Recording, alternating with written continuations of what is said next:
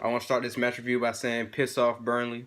The amount of time wasting I've seen during the game. I mean, referees should be the clock should stop when players are injured, right? The clock should stop because the amount of time wasted. I know, if it was us in the same situation, I know we would have been doing the same thing. But I just, it's frustrating, right? Because they had no intent of winning the game, just a draw. I mean, the amount of times that they could have scored against us, but they chose to hold the ball off in the corner because they'd rather get a point than a win. They had no intent of winning this game, right? It's so frustrating because we needed the 3 points more than they needed a point. They could have went without a point today, and we blew another opportunity of solidifying ourselves in the top four, and now we have to once again rely on another team to get us a proper result. Like, for example, Arsenal play Wolves. They play Wolves in the league Wednesday, and Tottenham play tomorrow. We have to rely on drop points from Arsenal and Tottenham. Arsenal and Tottenham yet again, right? Frustrating. And now, not only that, to sprinkle a little bit of more seasoning to our season, right? Hudson Odoi is out for the season with a ruptured Achilles. He will probably miss the start of next season. Probably won't see him until, 9 months from now. Achilles can be a career-ending injury. I've seen a lot of injuries like that recently with, if you want to talk NBA basketball, DeMarcus Cousins just came back from an Achilles injury. That took him a season and a half to get back from, which is 12 to 15 months to get back from. And now he just came back. He just recently got injured again. But that's a different topic. That's just to put it in the context of how serious and significant this injury is, because we really need Hudson Odoi on the right-hand side with his energy, his pace, and his ability to link up the play. And on the right-hand side, we still need a player that cut inside and use his left foot, right? But at least Hudson Odoi can cross the ball in and give us a different element to our game.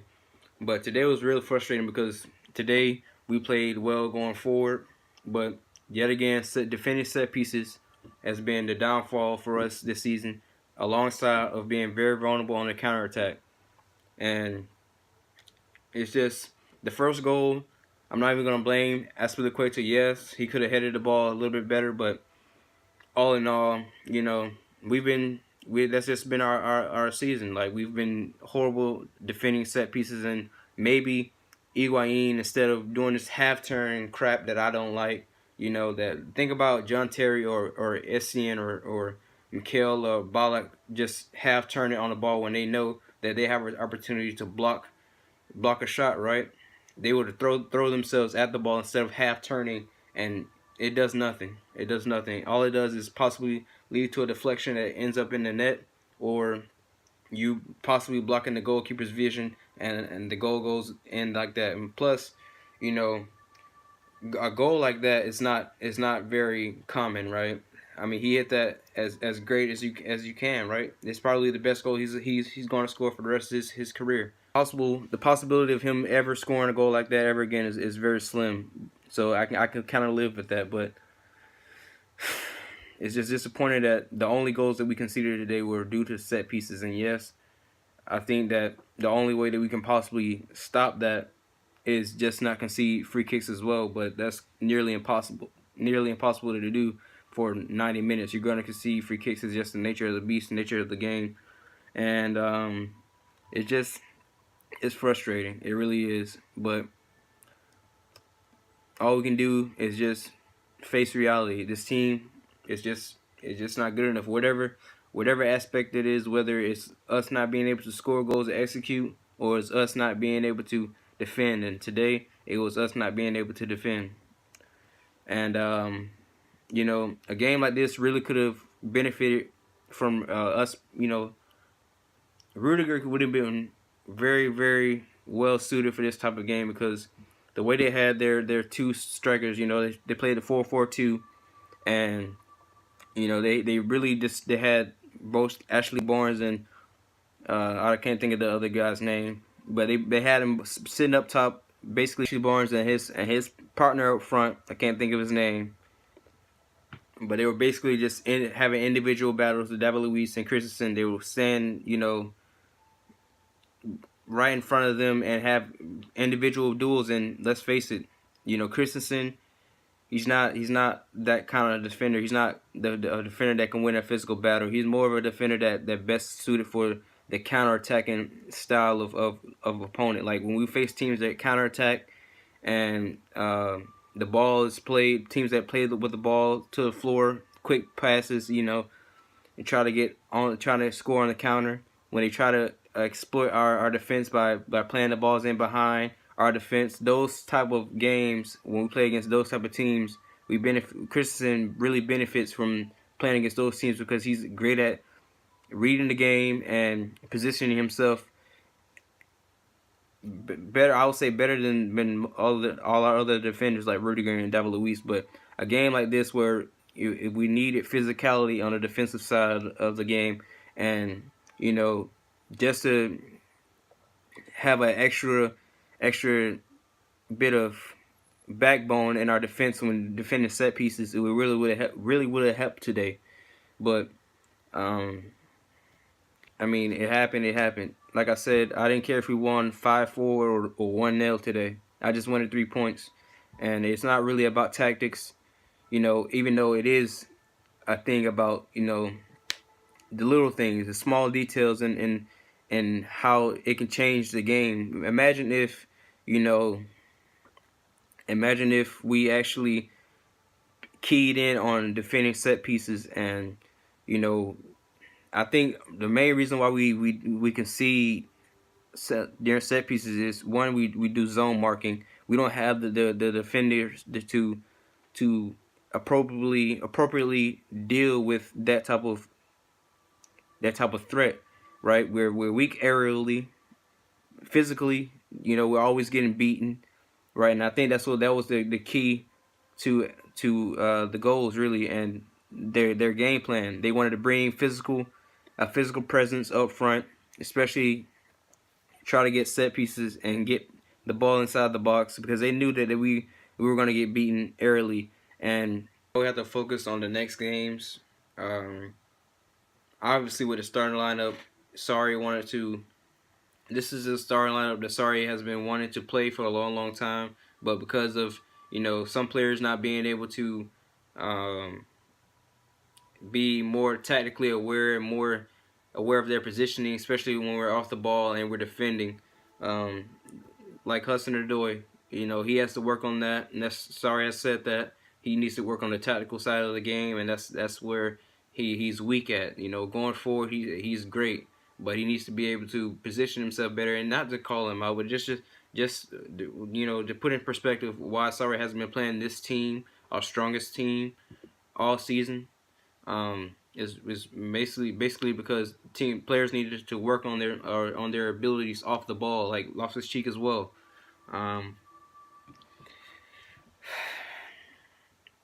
So this notion that because of the fan pressure, this is why Sarri finally caved in and played the team that we've been wanting to play, because on paper this is the perfect team. This is the team that we've been wanting to play.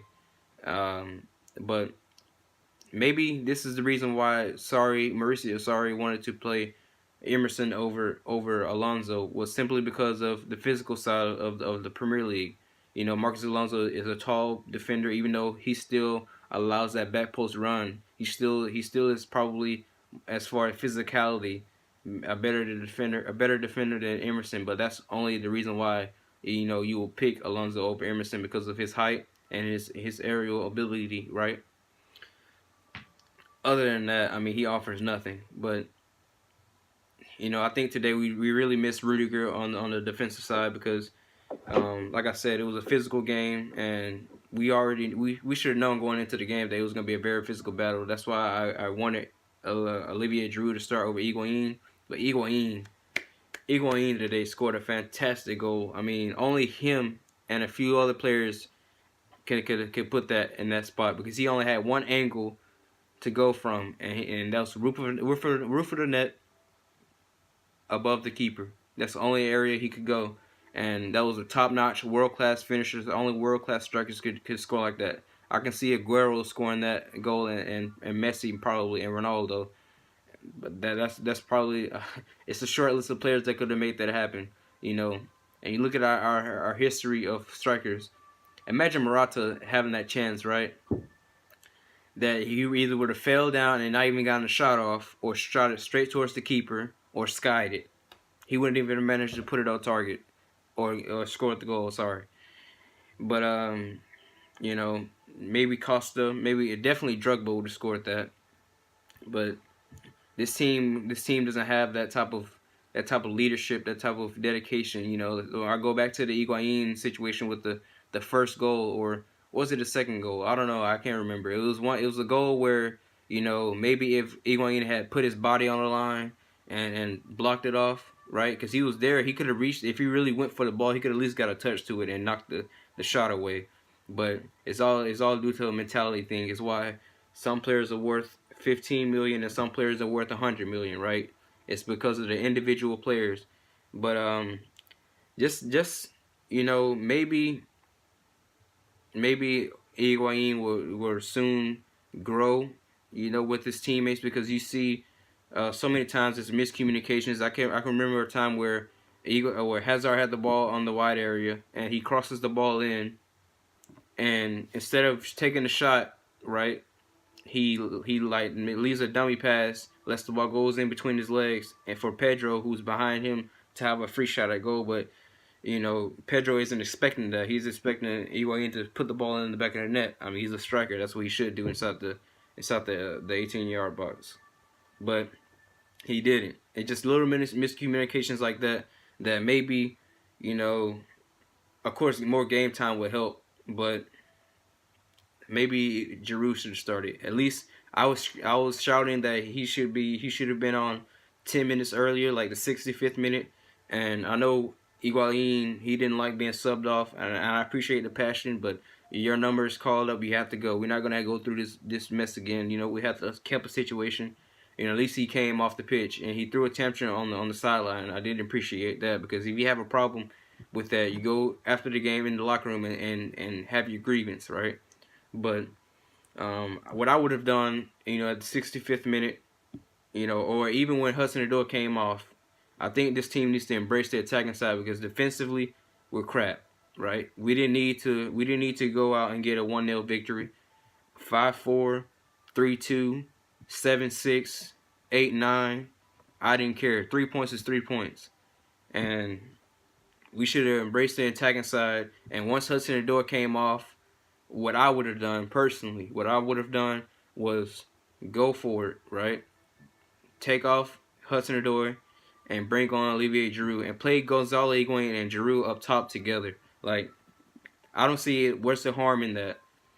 But instead it would give us more targets to put into the box. Imagine if we had not only Loftus-Cheek and Higuain, but also Giroud, who's great aerially inside the box. That would have caused a lot of havoc in that Burnley 10-man wall that they had, because once they had the draw, and once they realized they weren't going to score anymore, then they just defended for their lives, right? Because they were comfortable defending, knowing that we weren't going to get a goal. And I didn't, after it was 2-2, I didn't see any signs from us that we were going to get another goal. We had a little bit of some half chances, but other than that, nothing much really. I could go more in depth about it, but I'm a little bit disappointed. I'm not gonna lie to you, I'm really disappointed, because this is 3 points drop yet again, and hey, back to Europa League, as far as putting all the eggs into the Europa League basket, because I can't see Arsenal or Tottenham dropping more points. The only team I can see that's competing for top four dropping more points is Manchester United, because they play City next, and then they play us. So yeah, that's at least 4 points, right? 4 points that they're gonna drop. So I don't know. I don't know. Leave me your thoughts. How do you feel about the game? I know that This really wasn't informative. It's kind of draining. Drained video because, like I said, I'm really disappointed. I'm trying to hide it, but I can't. And yeah, Sunday it is, guys. I'm going to be live streaming again, and I'm going to be dropping more videos throughout the week, possibly about transfers or updating team news. You already heard that for the season. He already tweeted it, and also um, Kovacic. I seen him have a little bit of a calf injury. He still continued on, but he seemed to have a little problem with his calf. And then Kante came off at halftime, I believe, with an injury. So that's not good for us. You know, I joked about Arsenal having an injury bug, and looks like I angered the football gods. So I'm gonna keep my mouth shut about the banter, right? I'm not gonna wait. I'm just gonna be humble. At least unless Wolves win against Arsenal Wednesday, then I'm not gonna be quiet. I'm just not. Or Tuesday tomorrow, if Tottenham were to lose and drop points. So yeah. Anyways, hopefully Wolves can at least get a point, because then it'll be still in our control. We can have a top four battle of goal difference, because it's like they have like 5 more goals than we do, or like they have 26 on goal difference and we have 21 on goal difference. So I think we can do that. We can do that. But once again, we have to rely on other results. Anyways, I'm out. Subscribe if you're new, like, share, and I'm out. Up to Chelsea. Whatever the result.